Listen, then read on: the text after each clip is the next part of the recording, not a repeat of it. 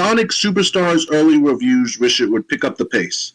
The 2D platformer is good at nostalgia, but its gameplay can be frustrating. Sonic Superstars has developer Sega journeying all the way back to the beginning of the Sonic franchise, remembering when it was born in 1991 in the 2D tropics. Like nostalgic platformer Sonic Mania did in 2017, Superstars devoutly walks the same path as Sonic the Hedgehog and its early 90s sequels. But unlike Mania, it's the first side-scroller with involvement from the original Sonic team since Sonic 3 and Knuckles in 1994, if you don't count 22 remaster compilation Sonic Origins. That should make it the perfect bait for forever fans of the world's only chili dog chomping hedgehog. But initial reviews of the game, out October 16th, suggest that Superstars struggles to reinvent the hamster wheel. Sonic Superstars is a reasonable blast to the past. It has sentimentally mastered, though Kotaku staff writer Kenneth Shepard in a Summer Games Fest hands-on earlier this year found that Superstars feels like it understands the appeal of a 2D Sonic game without feeling so strictly beholden by the past that it has to use identical assets or levels to evoke a reaction. Reviewers agree. Push Square congratulates the game on feeling great to play with the characters all behaving just as you'd expect, but the use of 3D models and attractive, colorful environments giving it a very fresh look. In its 4 out of 5 stars review, BGC also commends Superstar's dream visuals and authentic soundtrack from Sega composer John Senor. But siphoning the past only gets Superstars so far, some reviewers say. A line writer, Jada Griffin, enjoys Superstars' incredibly charming main game modes, a 3-story campaign, 8-player battle mode, and timed attack, which nail the classic aesthetic, but have some questionable placements of hazards and enemies. I didn't feel the speed I've come to expect over the past 30 years of Sonic, Griffin continued, but at least collecting the power-giving Chaos Emeralds is more straightforward than ever this time. And they newly provide characters with limited skills that restock at checkpoints. This all leads itself to a fair amount of replay value. Push Square said in its review, helped by large co-op friendly stages and Sonic, as he always is, including the relatively new drop dash, while Tails can fly, Knuckles can glide and climb walls, and Amy can double jump and attack with her hammer. But while Superstars tries to give proper co-op, where all the players are given equal billing, VG247 writes, it just doesn't work. 2D Sonic isn't suited to it, assistant editor Alex Donaldson continues. Like the new Emerald powers, going co-op messes with the momentum that makes 2D Sonic what it is. Still, while there are some frustrations and an inconsistent air of quality across its 12 zones, says Game Radar in its 4 out of 5 star review, it is fundamentally well-produced, brimming with things to do and modes to play. You can play it when it's out later this week on PS4, PS5, Xbox One, Xbox Series, X and S, PC, and Switch, which is receiving its own 2D side-scroller refresh, Super Mario Bros. Wonder, on October the 20th. So these are just the reviews. These are just opinions from people like Gaming Bolt, Games Radar. Do you want me to go over some of these reviews or no? There's only 3 of them. Yeah, why not? Let's see what they like. Okay. The first one is by Games Radar. Sonic Superstars is mostly a really good time and gets better the more that you play it. There are loads of interactive scenery elements and emphasis on pinball bumpers, which was always one of the best things about Sonic games in the early 90s. The quality of background scenery varies, occasionally absolutely wowing like the sumptuous first level and the absolutely charming voxels of Cyberstation. Conversely, the likes of Golden Capital with its floating platforms and flat walls sometimes look and feel more like the 3DS version of Sonic Generations, which isn't exactly a ringing endorsement. It at least always runs smoothly on the PS5 version I tested, but if only it could all look and feel like it does in its best moments, Superstars would be an all-time classic. There might be more reviews that come up, so I'm just going to read Gaming Bolt and The Gamer, and then we'll tell you what we think. Sure thing. This is by Gaming Bolt, by the way. If there's one bright spot in Sonic Superstars, it's the controls. Arzest and Sonic Team wanted to capture the feel of the older titles, which is no easy feat. To say they succeeded would be an understatement. Each character's movement, from Sonic's spin dash to Knuckles' gliding, is on point, from the responsiveness to the momentum. It also doesn't hurt that the sense of speed is captured well when it wants to be. Long story short, if you enjoyed the older games or Sonic Mania, you'll feel at home with Superstars controls. I wasn't a fan of some changes, like Knuckles' glide having a recovery when it ends, extended if he lands on his stomach, but I digress. The Gamer. Okay, yeah, because more reviews came up. So, like I said, one more review, and then we'll talk about it. Sonic Superstars came so close to what a 2D Sonic should be. All the ingredients are there, it just needs to know how to mix them. You'd hardly notice this if you're playing Sonic Superstars the way that it clearly intended, co-op.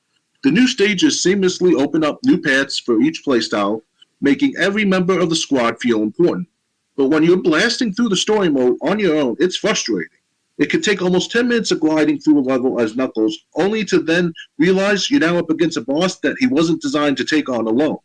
Try as you might, his slow acceleration is no match for the bad guy's lasers, leaving you feeling completely out of control. If you want to swap heroes, you've got to scrap all of your progress in the level so far and go back to the main menu. There's reviews from IGN, VG247. Oh, only two more. Should I read these last two, or? We should be fine for now. I think the audience will understand what's going on with the matter. Okay, so what do you think of Sonic Superstars? Are you interested in it? Did you play Sonic Mania when it came out years ago? After all these years of Sonic Mania coming out, I never get a chance to play it yet. I think I owned it too, a copy of it on my Xbox, unfortunately. Sonic Superstars, the one that's coming out recently in recent time, or soon to be. I think it's already out already, right? The game. Yes. So yeah, that's one with Amy Rose in it, which is I haven't heard from Amy Rose in how many years now. Like that's like she's usually the rarest of the rare characters to be introduced in later Sonic games as of the 2000s. So because she was Amy, she wasn't really that rare. I mean, in the old Sonic days, like the Genesis days and maybe even the Dreamcast days, yeah. But like ever since Sonic's been around, like since the 360 era with like Sonic Generations and stuff, Amy's been more. She's been there more consistently. okay. As you can tell, I barely play Sonic Generations myself because, it's not my cup of tea as it used to be. Like, I used to be a big Sonic fan when I was younger. I was like 12, 13 years old, playing on the Dreamcast back in the 2000s, the early 2000s and all. It was hard as hell to beat those games too at my age. But as of like 2010, 2011, give or take, I got much better at the game, and I beat the game with the story mode. That is, instead of being the story mode within like say 2 3 weeks, I might be within a week because I had school and all during that time, especially during the time I was in seventh grade, all in 2000 when Sonic Adventure 1 came out for the Dreamcast. So with Sonic Superstars, I'll try to get it. I'll try to play it one day. One day, most likely. Not right this second, of course. So, Yeah. I played Sonic Mania in 2017. I think I played it before I moved down here, or right after I moved down here. I think I did. I got up to the last boss on Sonic Generations. So on the 360. So I'm a big fan of Sonic. I grew up with Sonic the Hedgehog 2 on Sega Genesis. I did not really play Sonic during the Dreamcast era. Just the Dreamcast era was only around for a year or two, and Sonic was just one game I didn't have. I had other games though. So right. Yeah. So I mean, I'm interested. I'd be interested in trying this out. It's a brand new game. Unfortunately, I'm just not looking into buying newer games at this time. If anything, I'm going to buy older games. We'll get into that a little bit later. But yeah, so I mean, it sounds like people are just. I don't like the fact though that what one reviewer said, where like if you play as one guy and you realize you're totally you're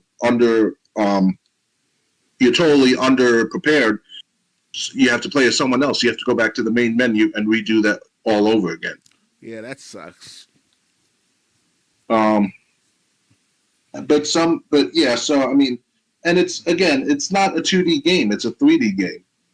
I think people are starting to forget that.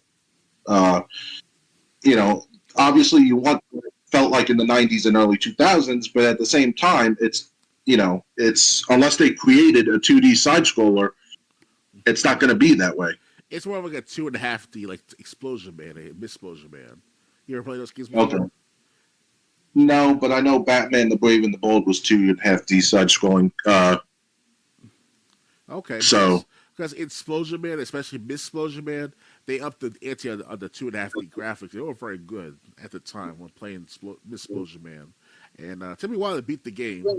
Especially over a couple not couple of years, but I played every day for like the first month, and I finally got up to the third level, the third world or the fourth world or whatever it's called. The one against the one with the big old biddies as they called them. On a serious note, though, that's what it's like in the game at the end of Explosion Man. So because you fight as this it's a format of like the just the punching game from the Nintendo game. You know what I'm talking about, that punching thing, the punching game. you mean Punch Out? Yeah, that one, something like that. It's something like that. If they put that format, it's the last boss level of the Misplosion Man. Kind of Oh, interesting. okay. Yeah, it was pretty funny. And then you see Major Nelson taking part in the usher or the not usher the priest in marrying Misplosion Man and Explosion Man together. You're Major Nelson before, right? Yeah, I've heard of Major Nelson. Yeah. Yeah, he took part in in the cutscenes of Misplosion Man at the end. So Oh, okay. yeah, unfortunately, he left the company as of earlier this fall, so it sucks. You know? Right. Yeah. Yeah. So I mean, I'd be interested in trying this game out just to see what it, see if people really are enjoying it. It's for, and if you're like us with only older hardware, you haven't had the money to move up to the PS5 or Xbox Series, you can still get this game. Oh yeah, So that's a plus. definitely.